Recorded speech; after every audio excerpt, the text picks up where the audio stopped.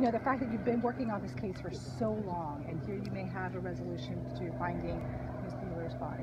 Well, this morning, Mr. Cumber appeared in court and entered a plea agreement to 22 years in state prison, and there was a opportunity for him to provide two other things, and he could get that reduced to 20 years. And those two other things that he would have to provide would be a detailed interview with us as to what he did, and then to show us or tell us where her body was located. And we have done both of those things so far, except that we're not sure that she's here yet until we continue our dig. What is this like for you after being on this case for so many years? You've always said you believed her body was buried somewhere here in Manatee County. Well, this morning when I was given the location of 81st Street and on the west end, as I drove out here, I was real close when I got that information. You know, we've done a number of digs, and it was like I saw the street and I said, we've not been here before. So it was like, maybe this is where she's actually located. At this point, it's not, you know, you can assume the worst here, but nothing is going to bring her back. But how important is finding her body? Well, it's extremely important. I was just speaking with her brother, who is here. We're going to talk to Mr. Buehler shortly, and you know, it's extremely important that we find that body for them and for their closure. You know how difficult it is with a death, and then the fact that this was a homicide, and we didn't have the body, and hopefully by sometime tomorrow we'll have that body. Now that he's fled, can you release any of the details about the crime and what happened that day? I wish that I could, other than what's already been out there. You know, we basically had our interview with him this morning, but I'm not going to release that until we know that we have a body, and until we know that that body has been identified as hers. Then we'll put it out, because this is all contingent on his plea. Why his change of heart so many years later? You know, I asked that same question, and I'm not sure that we really got a response to that this morning during our interview. But if we have that, we'll give that to you later as well.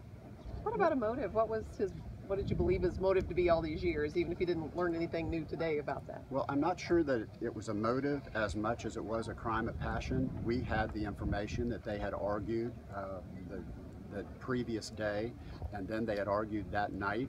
This actually happened on the returns coming in for the presidential election. He apparently was in one room at the motel, she was in another, and that argument began over him smoking cigarettes, and we believed all along that she had intended on leaving him, and that just escalated to the point where this occurred. What's your level of confidence that you're going to find her here?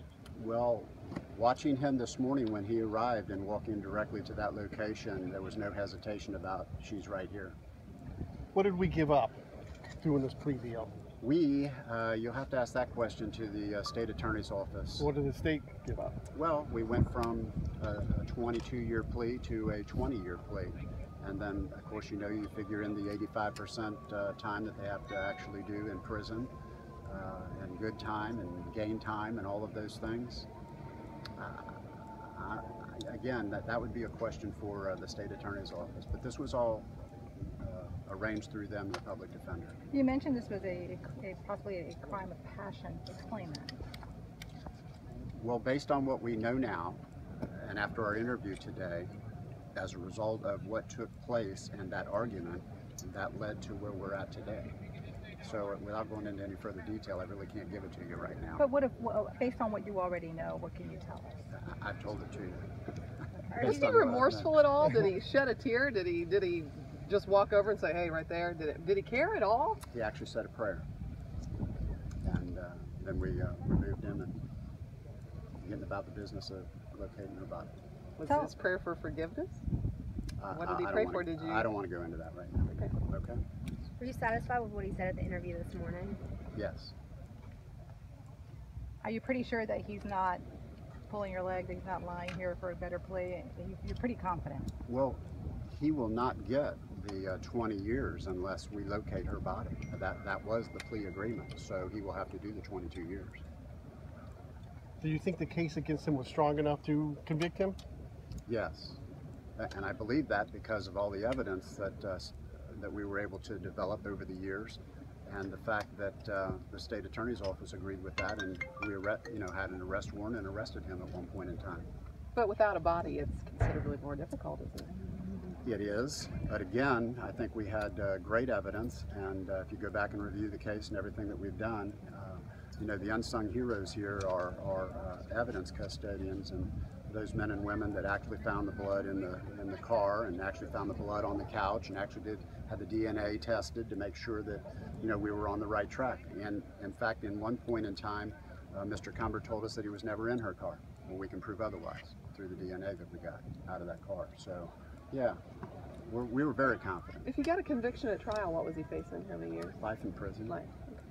And for you personally, being on this case for so long, what's this like for you, knowing that you're so close to resolving and finding her body? Again, it was like when I drove out here this morning, and it was 81st Street, and it was a different place that we've never dug before. It was like, yes, I think we've got the right spot.